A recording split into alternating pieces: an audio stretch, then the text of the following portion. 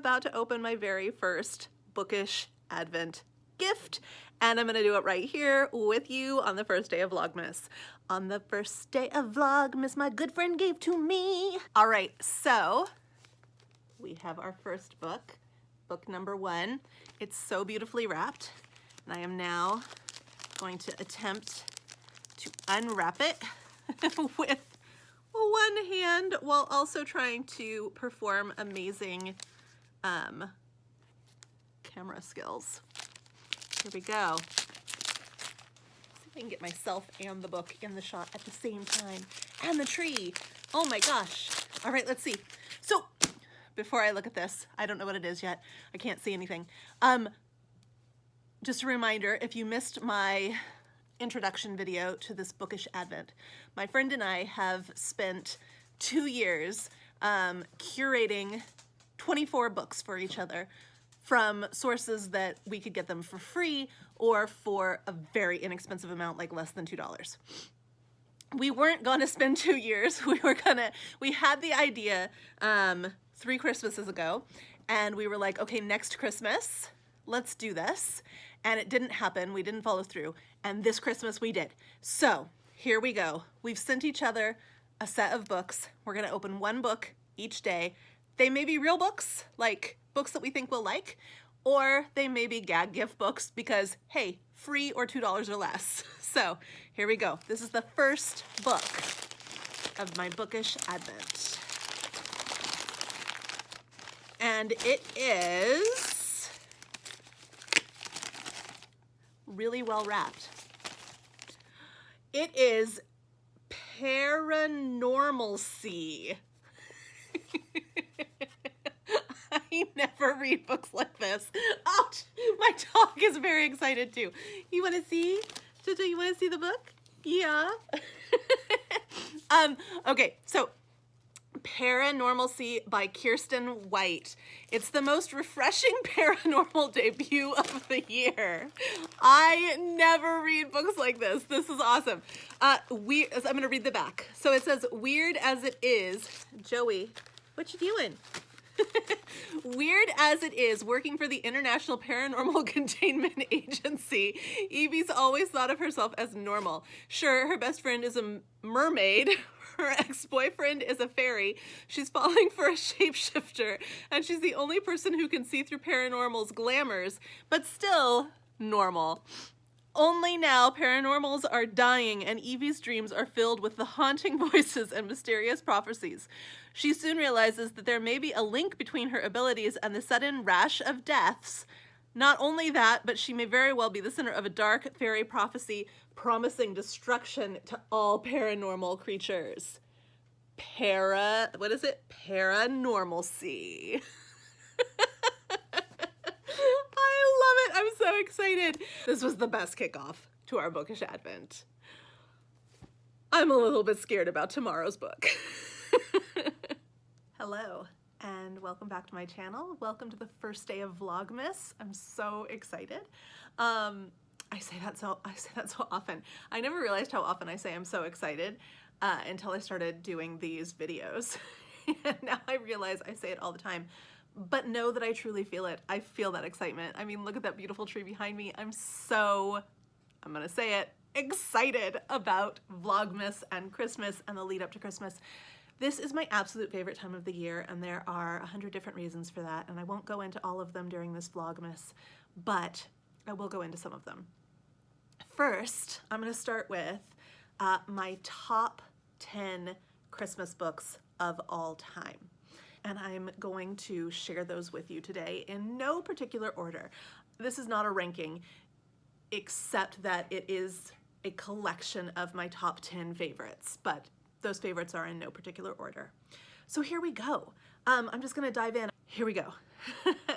My first favorite Christmas book of all time that I'm sharing with you is The Best Christmas Pageant Ever by Barbara Robinson. This is the story of the Herdman family and how they don't fit in, but they want to be part of the Christmas pageant at their local church because they have heard that they can get a lot of free things. free food, free gifts, a warm place to be. And these are all things that the Herdmans don't have. The Herdmans also don't have basic people skills. And so they are going to clash quite a lot in pretty humorous ways with the very pulled together and manners conscious church community that they are about to try to interact with. And this is the story of how the Herdmans' special spin on the Christmas story and the Christmas pageant improves it greatly and makes it the best Christmas pageant ever. My next favorite book that I'd like to share with you is Murder at the Old Vicarage by Jill McGowan. This is a mystery. It takes place in a small town. There are two police officers who have their own stuff going on, who are trying to solve the crime of who murdered the son-in-law of the town vicar. And how did they do it? It happened inside the vicarage, and pretty much everybody has an alibi who it could possibly be. He's not really missed. Everybody has their own like secrets going on. It could be his wife, it could be his father-in-law, it could be his mother-in-law, it could be a stranger, could be a few other people who I won't mention.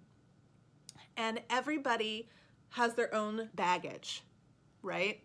And this is just a really traditional mystery in the vein of Agatha Christie. And it drew me in and it kept me to the end, and I just absolutely loved it. I loved the pacing of it. I really liked the characters. I liked that I fell for many of the red herrings. I don't often fall for red herrings, and I just ate it up. So I had a meal of red herring. So I highly recommend this one if you enjoy a good mystery. The next book I'd like to share with you that is among my favorites, my top 10 favorites, is Christmas in London by Anita Hughes. Now, I love all the Anita Hughes Christmas books. There are 4 of them, and I just reread Christmas in Vermont and truly adored it yet again. But this is my favorite, and it ranks among my favorites of all time. This is the story of Louisa Graham, and she's a baker in the States, and she finds herself suddenly invited to be on a TV show at Claridge's in London about baking, and love and mayhem ensue. I mean, what more do you need? It's Christmas in London, it's baking, it's a TV show, it's love, and it's mayhem. You need no more. It's wonderful. If you know me at all, you should know by now that I love the Irish Country Doctor series. This was the book that first introduced me to it last year, just at this time of year, and I did not realize that it was part of a series when I first purchased it. I have since fallen in love with the series, but I first fell in love with this book. This is actually the 3rd book in the series. I was able to read it with absolutely no problem, but now having read the first 2 books, I realize, oh, it's so much deeper and so much more heartwarming. I think that works. It's so much more heartwarming, knowing the pre-story that happens in the first 2 books. However, you can just pick up this book on its own. It's a chunker. It is definitely a chunker, but it reads so quickly and it is delightful. It is the story of a young country doctor who has arrived in Ballybuckle Bowl to work alongside an established older doctor, and he is learning how to fit into a small community, having come from a much larger city. It's also a love story, and it is just a really, I'll use it again, heartwarming tale of kind of coming of age, but it's an older coming of age. Beautiful. It's a beautiful story. Next on my stack is The Afterlife of Holly Chase by Cynthia Hand. I'm planning on rereading this one this month.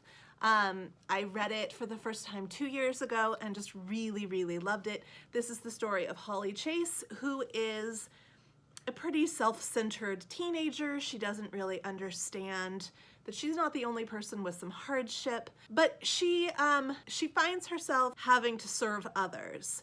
Changes ensue. Now, this is called The Afterlife of Holly Chase, so I don't think it's a spoiler to say Holly dies pretty early on in this book. And so she really has to have a quick learning curve. She finds herself in an interesting place. I won't say where she finds herself. She finds herself in some interesting relationships. She finds herself with a new set of responsibilities in the afterlife and a new set of rules. Can she meet those responsibilities? Will she break those rules? Next on my list is a book that just came out last year. So how on earth could it already be on my favorites of all time? It just is. It is so underrated. I think that Sophie Kinsella is an incredibly underrated author. I feel like the genre of women's fiction or chick lit has really been a disadvantage to many excellent writers who write about women, and people tend to downplay what is offered when a female writer ends up writing quote-unquote chick lit. Sophie Kinsella is an incredibly inspired and insightful writer.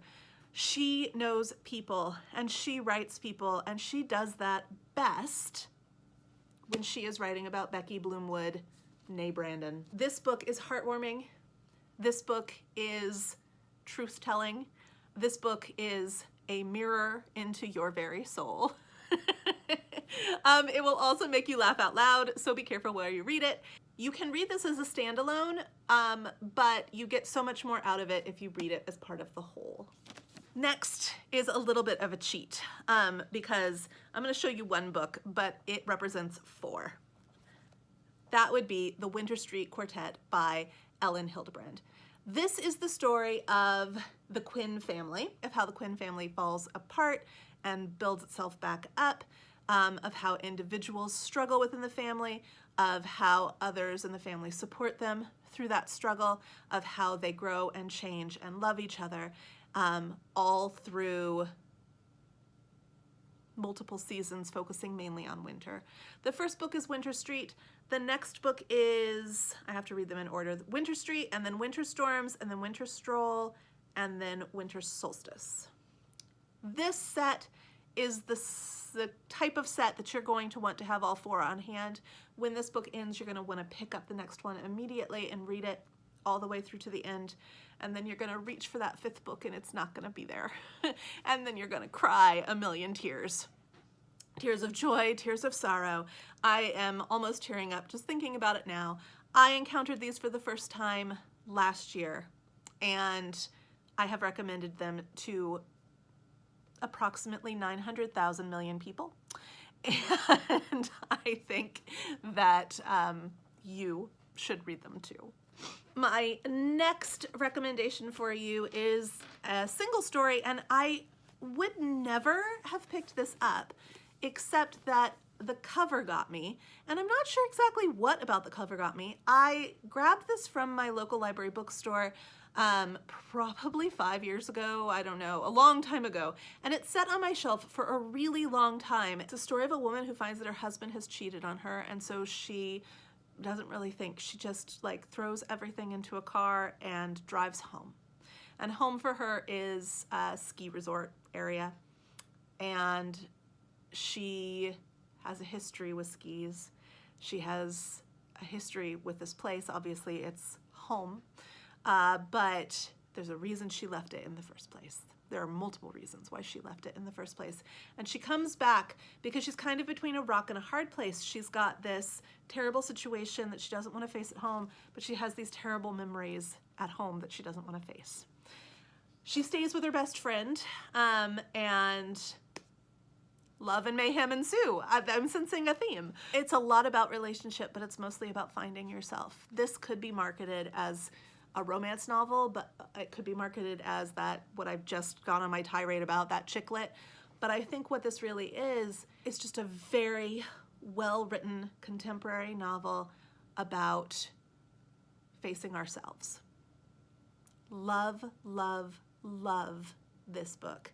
And like I said, I never see anybody talk about it, but I highly recommend it. If you can get your hands on this, you're gonna love it. My next book I don't have a copy of, but my next book that I absolutely loved, which totally surprised me, is The 12 Doctors of Christmas. Now this is a set of 12 stories. You could read them in an Advent type fashion, or you could do like me and just read them all in one sitting.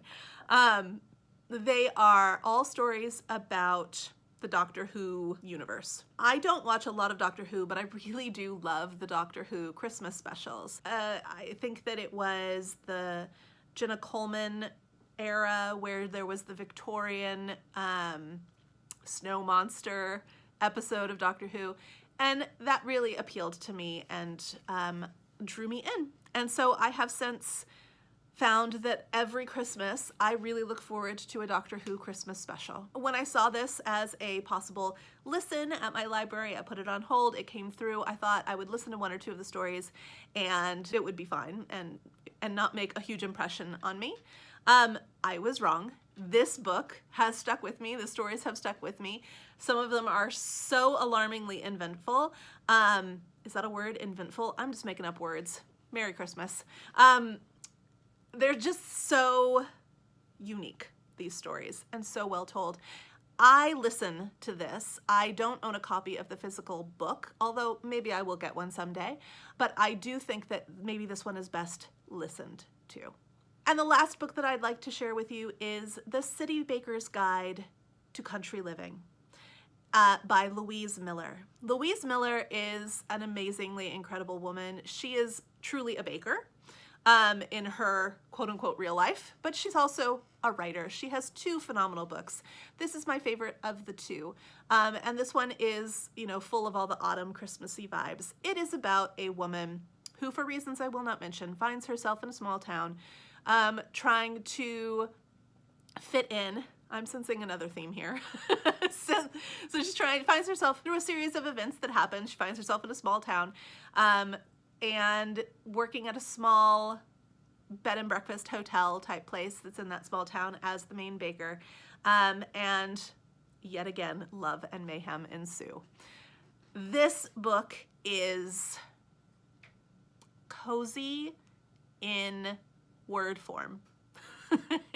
You will want to read this book in one sitting. You will want to read this book in front of your Christmas tree or a fire, and you will want to read this book with your coziest socks and blanket and a bowl of popcorn and a nice cup of hot chocolate. This book is Christmas reading perfection.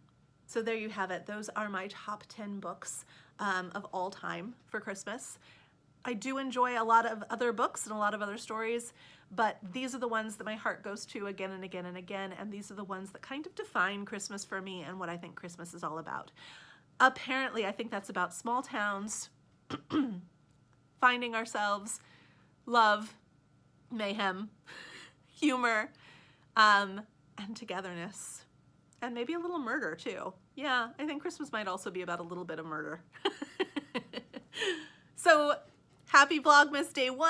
I hope that you are having a really super wonderful, awesome day.